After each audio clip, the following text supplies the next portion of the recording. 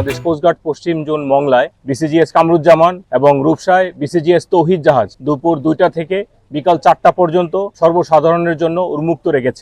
আজ দুপুর 2টা থেকে জাহাজসমূহ পরিদর্শন করতে উক্ত এলাকার এবং আশেপাশের উল্লেখযোগ্য সংখ্যক নারী, পুরুষ ও শিশু আগমন করেছে, যার মাধ্যমে জনগণকে আমরা কোস্টগার্ডের জাহাজ এবং কার্যক্রম সম্পর্কে ধারণা দিতে পেরেছি। কোস্টগার্ড জাহাজসমূহ সম্পর্কে মানুষের কৌতূহল এবং বিভিন্ন প্রশ্নের জবাব দিয়েছেন আমাদের জাহাজের দায়িত্বশীল কর্মকর্তা এবং নাবিকগণ। আমাদের জাহাজ গভীর সমুদ্রে, উপকূলীয় এবং নদী তীরবর্তী অঞ্চলে কিভাবে বিভিন্ন কার্যক্রম পরিচালনা করে তা আমরা জানাতে পেরেছি। পাশাপাশি আমরা উদ্ধার ও অনুসন্ধান কার্যক্রম, অবৈধ অনুপ্রবেশ ও চোরাচালান প্রতিরোধ, জলদস্যুতা দমন, মৎস্য ও প্রাকৃতিক সম্পদ রক্ষা এবং যুদ্ধ কৌশল সম্পর্কে আগত দর্শনার্থীদের ধারণা দিতে সক্ষম হয়েছি।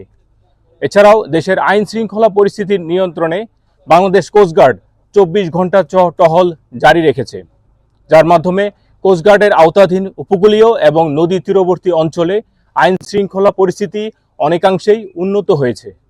কোস্টগার্ড ভবিষ্যতেও এই ধরনের অভিযান অব্যাহত রাখবে বলে আশা করছি। সকলকে ধন্যবাদ।